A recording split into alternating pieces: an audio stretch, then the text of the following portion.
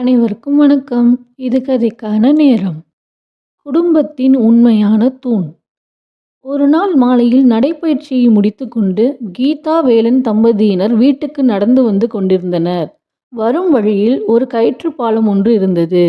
கொஞ்சம் இருட்டியதால் இருவரும் சற்று வேகமாக நடக்கத் தொடங்கினர். திடீரென மழைச்சாரலும் வீசியது. வேகமாக நடந்து கொண்டிருந்தவர்கள் ஓடத் தொடங்கினர். வேலன் வேகமாக ஓடி வந்தான்.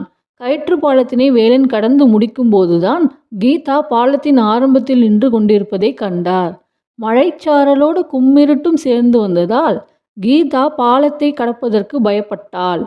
அதோடு இடி மின்னலும் சேர்ந்து கொள்ள பாலத்தின் ஒரு பக்கத்தில் கீதா நின்று கொண்டு வேலனை துணைக்கு அழைத்தாள். ஏனுங்க, எனக்கு ரொம்ப பயமா இருக்கு. இங்க வந்து கைப்பிடிச்சிய கொஞ்சம் கூட்டிட்டு போங்களேன் என பயத்தில் கீதா அலற, எனக்கு இருட்டில் எதுவும் தெரியலையே, நீ அப்படியே பாலத்து மேலே ஏறி வா, பயப்படாத, நான் இருக்கேன் என்றான் வேலன். ஆனால் அது ஏதும் கீதாவின் காதுகளில் விழவில்லை. மேலும் இருட்டியதால் எதுவும் தெரியவில்லை. மின்னல் மின்னுகின்ற போது வேலன் பாலத்தின் மறுபக்கத்தில் நின்று கொண்டிருப்பது தெரிந்தது. தன்னால் முடிந்தவரை சத்தம் போட்டு வேலனை அழைத்தாள். ஆனால் வேலன் திரும்பி பார்க்கவே இல்லை. இடியும் மின்னலும் பயங்கரமாய் இருந்ததால் அவளுக்கு அழுகையாய் வந்தது.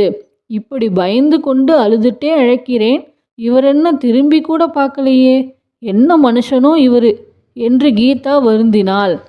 அவள் மிகவும் பயந்து கொண்டே கண்களை மூடிக்கொண்டு கடவுள் மேல் பாரத்தை போட்டு மெல்ல மெல்ல பாலத்தை கடந்தாள். பாலத்தை கடக்கும்போது இப்படி ஒரு இக்கட்டான நிலைமையில் கூட உதவி செய்யாத கணவனை நினைக்கையில் கோபமும் வருத்தமும் அடைந்தாள். கீதா எப்படியோ ஒரு வழியாக கண்ணை மூடிக்கொண்டே பாலத்தை கடந்து வந்து விட்டாள். கணவரை கோபத்தோடு பார்க்கிறாள். ஆனால் அங்கே வேலன் மழையில் ஒரு பக்கம் உடைந்து தொங்கிக் கொண்டிருந்த கயிற்று பாலத்தை தாங்கி பிடித்து கொண்டு இருந்தார். அதை பார்த்த கீதாவின் கண்களில் கண்ணீர் வடிய ஓடிச் சென்று கட்டி அணைத்தாள் கணவனை. என்னைய மன்னிச்சிடுங்க, நீங்க எனக்கு உதவி செய்யாம நின்றுட்டு இருக்கீங்கன்னு நினைச்சு என்று கீதா அழுக, வேலன் சிரித்து கொண்டே, இதோ பாருமா கீதா, சில நேரத்தில் கணவன் குடும்பத்திற்காக எதுவுமே செய்யாமல் மௌனமாக இருப்பதாக தான் தோன்றும்.